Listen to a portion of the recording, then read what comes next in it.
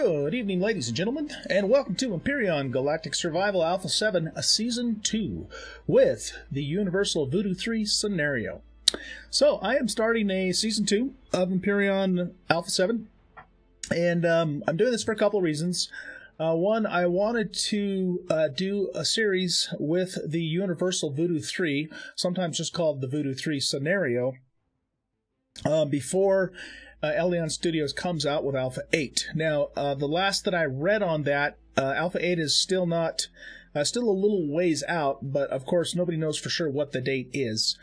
So I'm guessing, don't quote me on this at all, but I'm guessing it's probably, at least another month and maybe probably even longer than that out. And so I wanted some time to actually have a good run at the VooDoo3 scenario. Which, if you're not familiar with that, it basically just adds several more, many more planets and moons to the Empyrion world. Somewhere upwards of 150, as a matter of fact. So that way we have a lot more places that we can explore, because exploration is a huge part of this game. It's one of the things I really love about the game. Flying to a new planet, seeing what it's like, and checking it out and all of that. In addition, my Season 1 I played on a local single-player game, and I had some issues with some of my save files the last a couple of days ago, as a matter of fact. And so I'm kind of at the point where I'm not really 100% trusting those files now. And so, it could be that we get 2 or 3 or 4 or however many more episodes into it, and then something else happens, and I have to end it anyhow. And also, we ended the last episode of Season 1 kind of on a nice finale with my completion of the Cylon Raider. The Red Raider is what I've called it. So if you haven't seen those videos, check them out on my YouTube channel. They were episodes 21, Part 1, and Part 2, and you can see how all that went down. But we're going to start all over with a Season 2, and also, like I said, I'm going to be doing this on a multiplayer server. I'm doing it on my own server. And I'm also planning on inviting other content creators, YouTubers, and streamers to come and play on the server as well. And that way, we can get a little bit of multiplayer action in on the YouTube series. Though it's still largely going to be a Let's Play series of me, playing kind of in single-player mode, but on a multiplayer server. At least that's the plan for right now. Also, I'm going to try and encourage and maybe even instigate a little PvP on this server as well. I'd like to get some of that, some PvP action in on Empyrion too, and not just do PvE all the time. So hopefully we can get more people on the server in the coming weeks and just have some fun with that. Now, before we jump in and get started, I did want to kind of go over the settings on my server so you know what we're working with. So let me bring that up here in OBS. So basically, the settings are as follows. This is all just kind of admin types of stuff. So as far as the blueprint size, I'm allowing any size. I'm not going to limit that because I want myself and other people to be able to make large, enormous builds if they want to. I've upped the maximum structures to 300 from the default of 200. Per play field, and we'll see how that goes. It's my guess that we probably won't have an issue with that because we have so many more places to go with the VooDoo3 scenario that we probably won't have a problem with that. If we do, I can always bump it up later.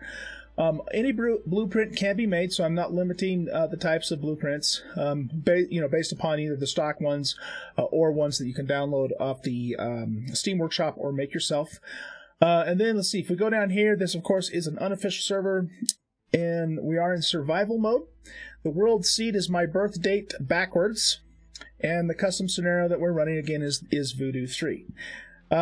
Now, just a quick side note about VooDoo3. VooDoo3 was developed or made by Visual Voodoo, was the person's name. And the scenario for that started off as Voodoo, then it was VooDoo2, and then Universal VooDoo3 was the latest one that he came out with. And of course that was posted on the workshop for download as a scenario. Sometime a few months back, Visual Voodoo pulled Universal VooDoo3 off the workshop. And nobody really knows exactly why he did that. He kind of pulled it off and he kind of just disappeared. And there's speculation, of course, as to why he did that. But since I don't really know what the true story is, I'm not going to speculate here on the video. All I want to do is I just want to give credit to this scenario, to Visual Voodoo, and make sure you guys know that he's the one that came up with this scenario. And I'm fortunate enough to have been able to obtain a copy of the files from a good friend of mine from Black Widow. You guys will know who Black Widow is if you've ever watched any of my Empyrion streams. So that I can play this here on YouTube for you guys. We've played VooDoo3 quite a bit on our other multiplayer server with streams, and we've really, there's no problems with it. I mean, there's nothing noticeable about it that's broken. It seems to work very well with Alpha 7, so I don't anticipate that we'll have any problem with that. All right, so continuing on, decay time is 2 hours. That's just if somebody leaves a structures less than 10 blocks and or doesn't put a core down, it will disappear in 2 hours, just to prevent clutter, that sort of thing. Protect time is 48 hours after someone logs off, and the delay for that is 300 seconds. That means that if someone logs off, you can't go trash their base within 48 hours. Now, I'm going to have some additional rules in place on the server in regards to PvP for that too, but I'm not going to cover that right now in this particular video. Let's see, what else? We are allowing global virtual trading, so if players want to trade with each other, like I might go to a planet and mine up, 10,000 Sathium ingots, and then I can put it up for sale in the Akua admin station, or something to that effect. Let's see, origins are not really worried too much about that. That just basically is kind of more of a role-playing thing, how you align yourself when you first start the game. Not really a big deal for what we're doing. Anti-grief distance is 300 blocks, so you can't build stuff within 300 blocks of either another player's base or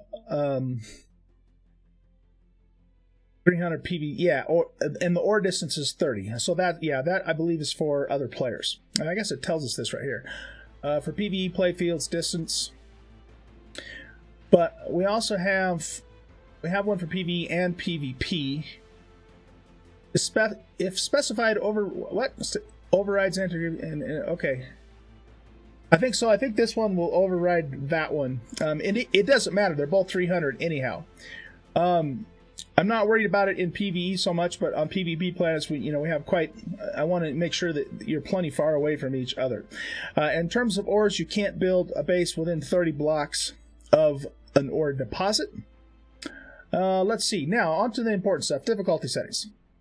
I've kind of gone to the extreme on part of this and then made part of it easy. Basically, what I want to do is I want the enemies and I want the challenge of the game to be as hard as it can be, so it's the most challenging, but at the same time, I want to be able to progress and everybody else on the server to progress as fast as possible and not have the game be really grindy. So I've set these settings up basically to make the game, somewhat hard, but also not grindy in the process. And so in order to do that, we have a hard escape pod content, so we're going to be missing, we're going to have just the bare essentials to get started. So we're not going to have, some of the things like the EVA boost that the easier modes will give you and things like that.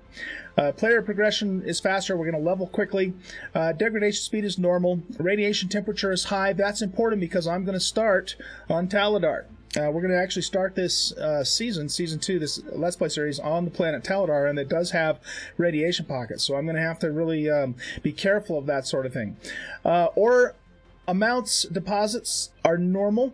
I don't want those to be too sparse, but I don't want them to be so abundant that, we don't have to make an effort to get ore, because, ore is a valuable resource in the game, so we need to make some effort for it, but I don't want it to be like impossibly hard either, so I just kept those on normal. Drone base attack, drone presence, and enemy spawn rate is all set to the highest, hardest settings that I can set, as well as enemy attack strength, because again, I want that challenge to be there. I find the drones in this game to be pretty weak sauce overall, and even with these settings, I'm still not expecting them to be too hard, except for maybe in the very early game. So we'll just see how that goes. Plus, it gives us more loot too, with more drones coming in.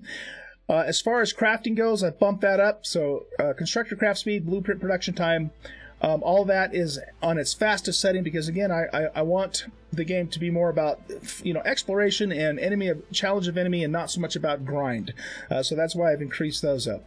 Blocks count is not limited. Auto miner depletion is true, so you can't put an auto miner on a deposit and have it just give you an indefinite amount of ore. Grounded structure spawn is false. That is supposed to turn off the really stupid, in my opinion, requirement to spawn a capital ship on a pad on your base. That is such a big pain in the butt, you guys. I don't understand why Elion did that. I'm sure there's a reason. I don't agree with it. It has been a pain in the ass for me. It's been a pain in the ass for all the people I've played with, so we're turning that damn thing off on this server. We're not going to deal with that. And then finally, turret underground check is also off because I want people, if they want to be able to make actual bases underground and be able to protect those underground, because we are going to do some PvP. Okay, so those are the settings for the server and for this series. So what I'm going to do now is I'm going to cut this video here and then set a couple of things up, and then I'll be back and we'll get started on the planet Tallodar. So I'll be right back.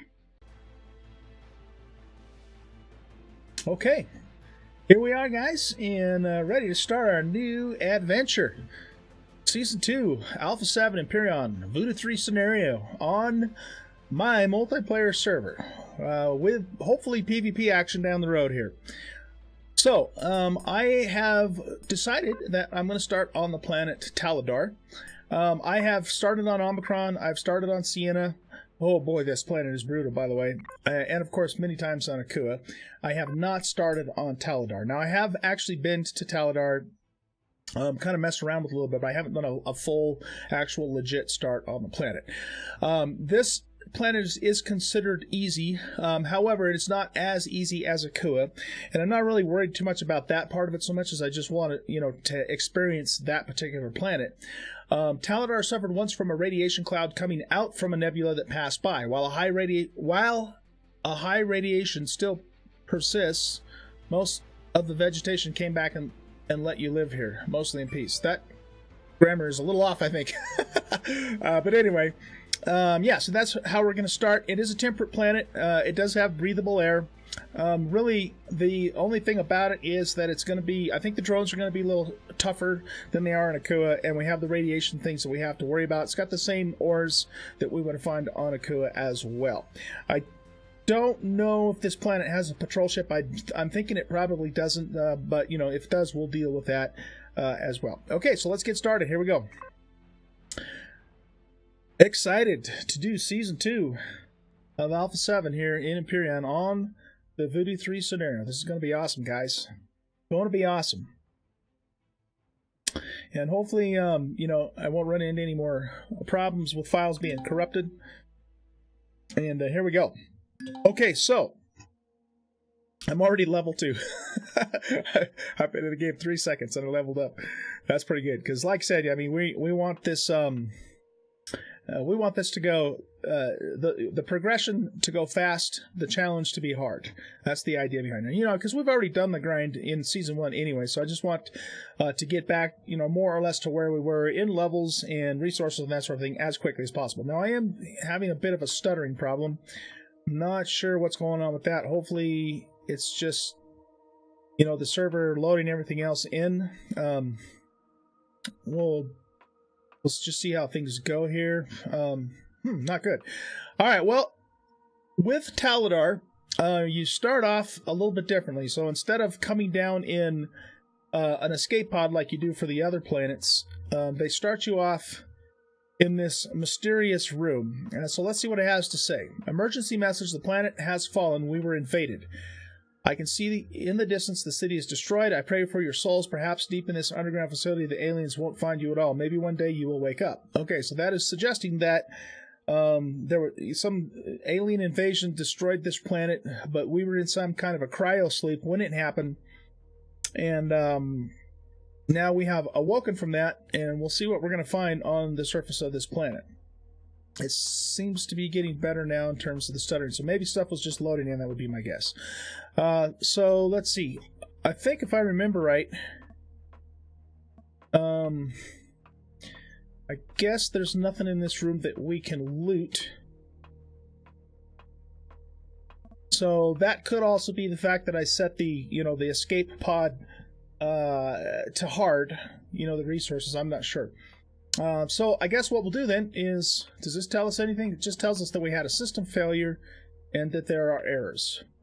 So what we're going to do is we're going to go and take this teleporter and see what happens. Here we do it. Let's do it.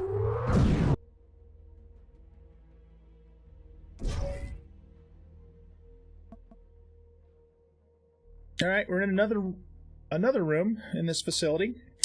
Planet deployment gear. 1 kit per person. Ensure to take all firearms are not to be handled within the facility. Oh. I guess it put this stuff in my inventory already, and then this is more stuff. Interesting. Okay. That doesn't look like hard escape pod starting gear. I shouldn't have the EVA boost, for example, or the auto miner course. I don't know.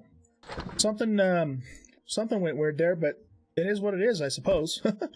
Let's put this stuff on our belt pack. Oh man, I am sure not looking forward to using this thing again. We're going to really get to level 7 as quickly as we possibly can. It even gave me a motorbike construction kit. I could have sworn I put the pod settings on hard, but I don't know. Even have some ingots. This has got to be the easy setting. That is weird. You know, hold on. Let me just check that really quick, because I'm curious now if I messed something up. Entirely possible. No, escape pod content is set to hard. Determines the content of the escape pod when you crash land on the planet. Maybe this scenario just overrides all that. I bet you that's probably what it is. Because I guess we're not in an escape pod anyway, come to think of it. I just kind of assumed that difficulty setting would carry over to the mod, to the scenario, but I guess it doesn't. So that's probably what it is. All right. No worries. I mean, you know, if you're going to make that easier on us, then we'll deal with it. So we have armor stations here. We have showers for radiation. Reduce radiation. Oh, I think that's just the tooltip. Scanners, but we can't access those. What do we got over here? Armor repair station and weapon repair. These actually work too. I wonder if I can... Well, we have another teleporter. I don't think I'm going to be able to get back here once I leave. Probably not, so... Let's just make sure we have looted everything that we can loot. Nothing in that locker. So those are all empty. This is other faction stuff. Alright, I guess that's all we can do in here. So let's go ahead and take the teleporter up to the surface and start this adventure.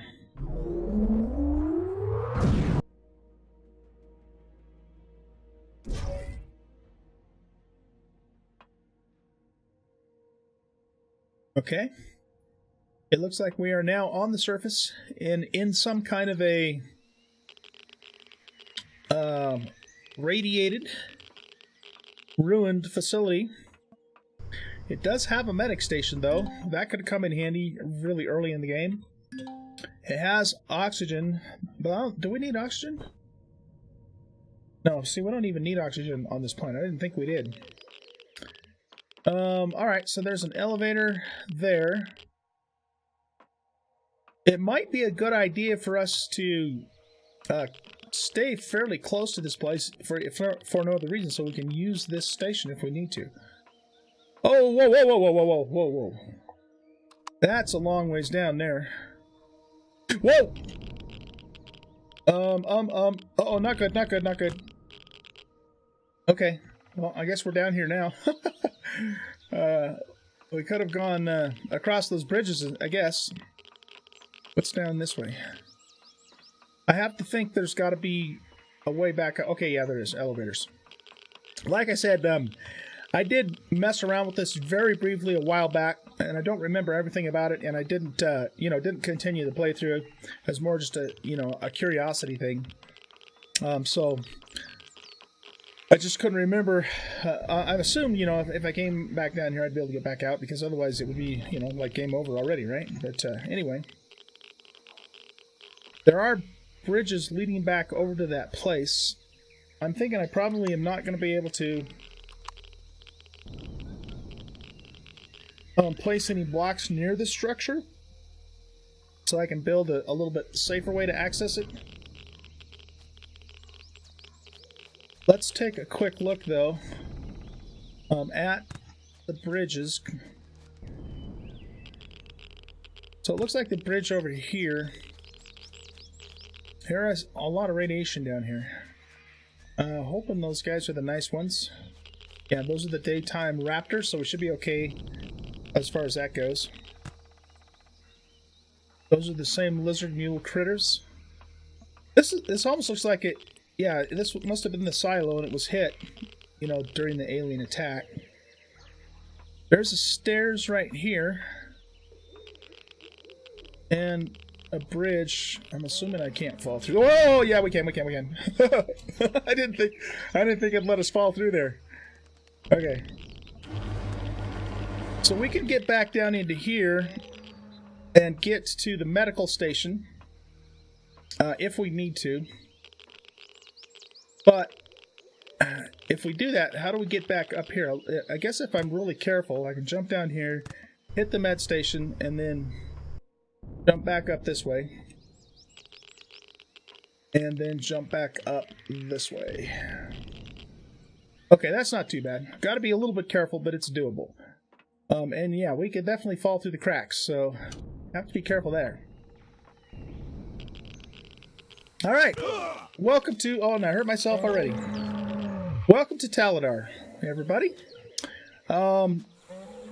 This planet is similar to Akua, but it does have different type of vegetation. It's got these trees here that look like they're... they almost look like big giant thistles, but they don't have any thorns. Let's go ahead and grab some wood from them.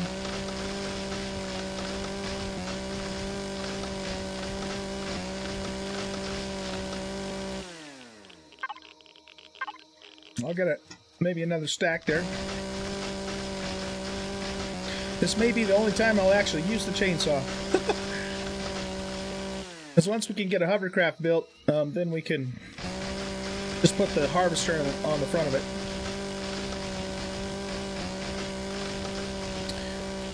And I am, as soon as possible, as soon as I have the resources, I'm going to be spawning the vehicles that I made in Season 1 back into this game. And, you know, we'll probably even spawn in maybe a couple of the basic ones that we can do off the workshop, too. Again, just to kind of get us back to where we were when we ended Season 1 as quickly as possible, with minimal grinding. Alright, let's load this up. I should have done that first, even though this particular pistol is crap. And then what we're going to do now is... I believe the way the radiation works in the game is that when you're down low in the valleys here, there's more radiation. But if we go up a little higher and get up into the mountains, then I think we will, then the radiation clears, if I remember right. But since we are here by the water, I'd like to see if we can grab some seaweed, so we have a supply of biofuel. And we'll hit boulders along the way too, because that'll give us some XP. As soon as we can get to level 3, which probably won't take long at all. Let's take a look at that. So yeah, we're level 2. As soon as we can get to 3, then we can start making some of the stuff, including the shotgun and the assault rifle, so we can get a little bit better ammo as soon as possible. But let's head down into the water here, and like I said, we're just looking for a little bit of seaweed, a little bit of promethium to help get us started, and a little bit of XP along the way. Everything is very green on this planet. Akua was blue, Tallodar is green. Kind of a sickly radiation-looking green, too. I wouldn't consider this a nice-looking green, but we'll see. We'll make it work. But yeah, a little bit of seaweed would be nice, and a little bit of promethium. If we see any pentaxid, we'll grab it too. But that's very low priority right now. We just need the basic stuff to get going.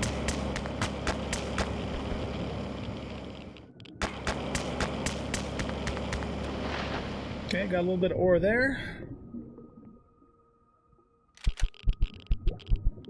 As usual, we're out of stamina here.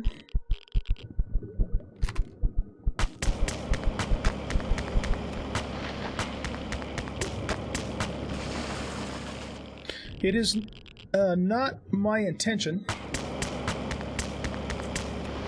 to record every moment of the first part of the game. I'm going to record this first episode so you guys can, see me get started. But I'm probably going to do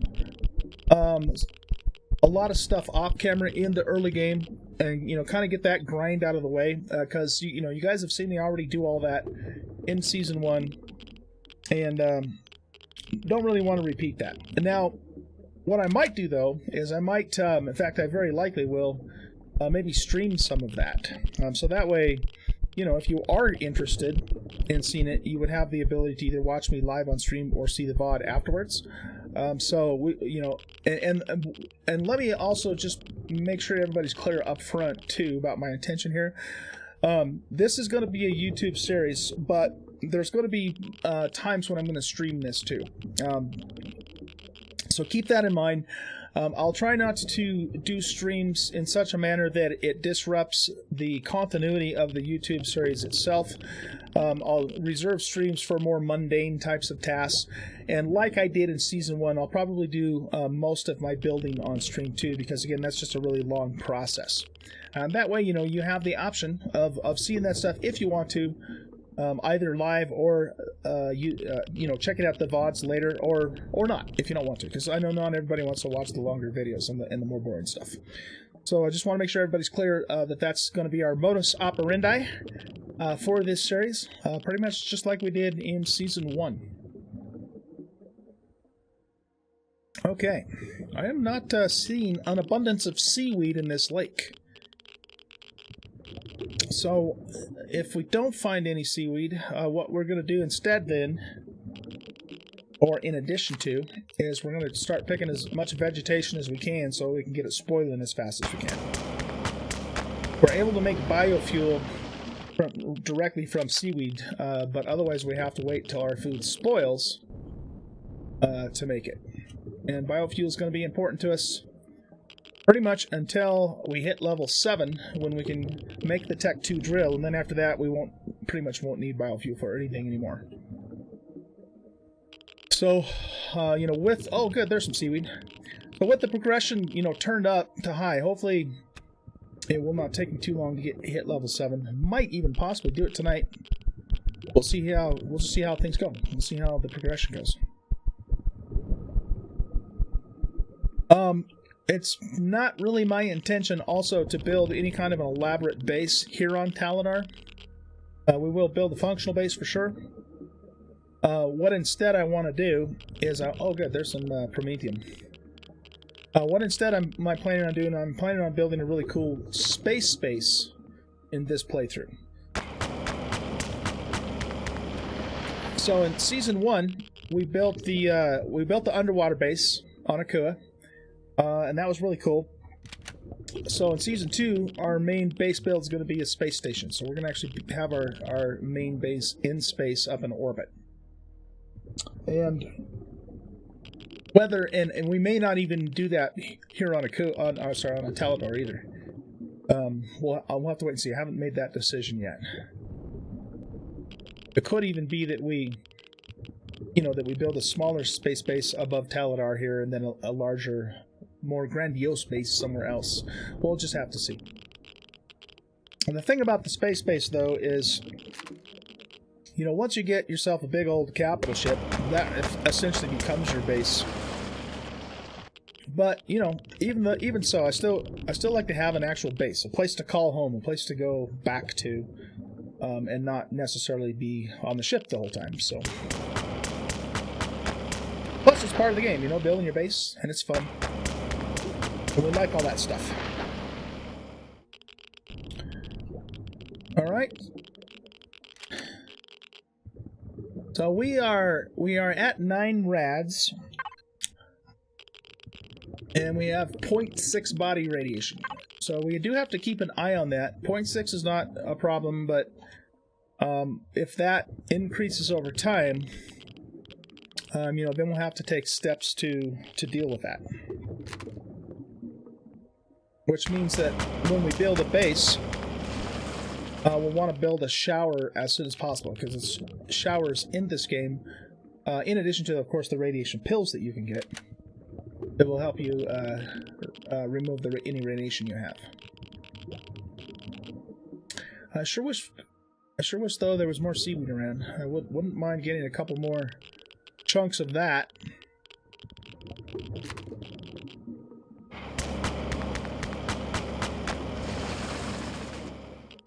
Our air is about at 70% or so, so the only thing we really need it for in the early game, though, is just going underwater like this.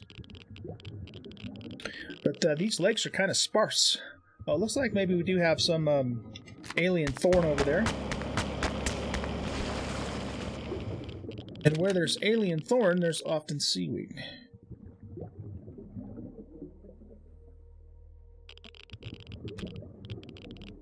Alright. I'm not seeing any seaweed.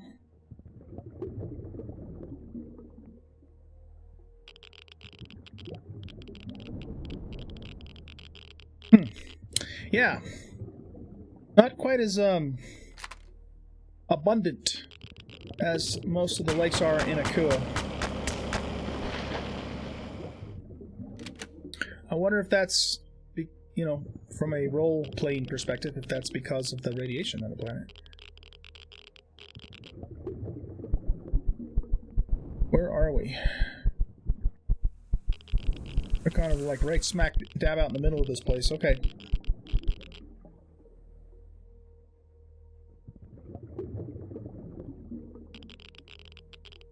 I think what we'll do is we'll go ahead and start working our way north.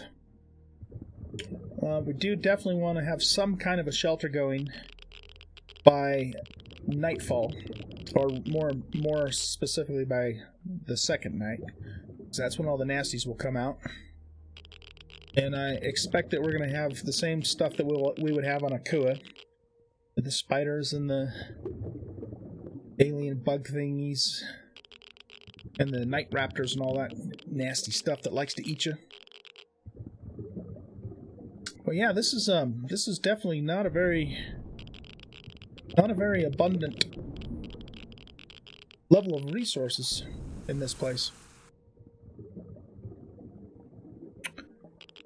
There's a stone down there. There's a couple stones, so let's hit those. Might as well.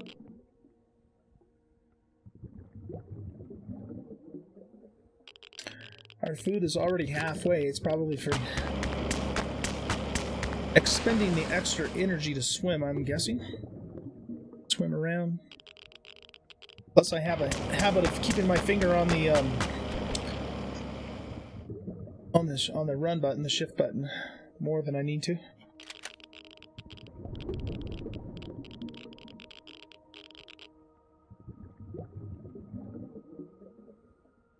So we'll hit these two boulders and we'll head up on land and start looking for a place to set up base.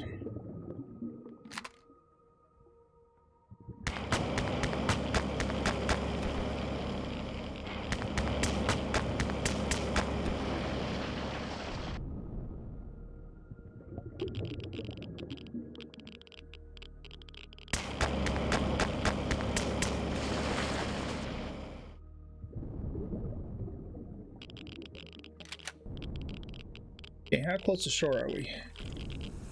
Pretty close to shore if we go that way.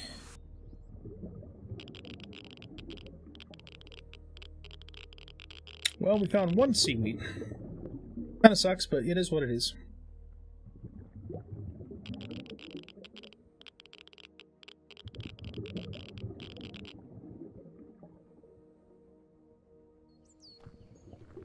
Alright, we have 50 minutes until nightfall.